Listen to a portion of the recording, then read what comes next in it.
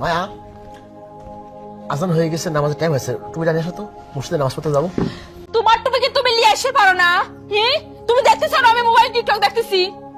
তোমার কি নামাজ কারামালা হয়ে গেছে রে? টুপি নিয়ে এসে দাও, ও কজরু পানি এনে দাও, ও খাওয়াটা বাইরে বাইরে দাও।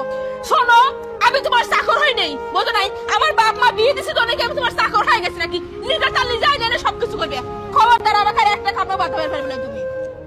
মায়া, আমি বলি কি শোনো, আল্লাহ পাক আমাদের দুনিয়া পাঠাইছে তার হুকুম পালন করার জন্য। তারা বুঝেছ, আমরা একটা বছর আল্লাহ করতে ভালো মন্দ সবসময় খাওয়া দাওয়া করছি, আর একটা মাস রমজান মাস, হ্যাঁ, এই মাসটা যত আমল করবে তত ভালো। শোনো, এত জ্ঞান দিবে আসো না, জ্ঞান আল্লাহ আমাকে কম দেয় নাই, তোমার এই জ্ঞান আমার শুনতে আসছেন না। আমি তোমাকে জ্ঞান দিচ্ছি না, শুধুমাত্র তোমার থেকে আমার টুপিটা চাইছে নামাজে যাবো। আমি তো তোমার বলছি পারবো না, নিজেরটা নিজে করে খাও, যাও এখান থেকে যাও বলতেছি। ঠিক আছে, তাই যাচ্ছে। আমার সময় নষ্ট করবে না, আর খবরদার আমি টিকটক দেখতেছি আমাকে আর ডিস্টার্ব করবে না।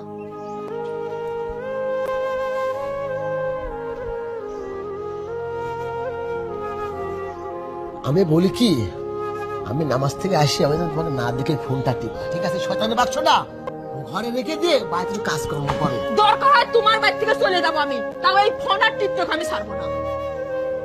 হে আল্লাহ, তুমি অন্তর জানো, তুমি সবই জানো।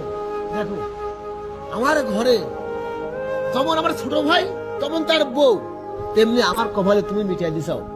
আল্লাহ, আমি এমন কি অন্যায় করেছিলাম যে এইরকম শয়তান মহিলা আমার কপালে দিছাও?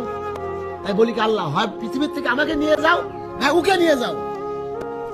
ওইসে জ্ঞান দিবার আইসে, বক বকের ঠেলে আমার মাথাটা একবারে ঝাঁঝরা হয়ে গেল।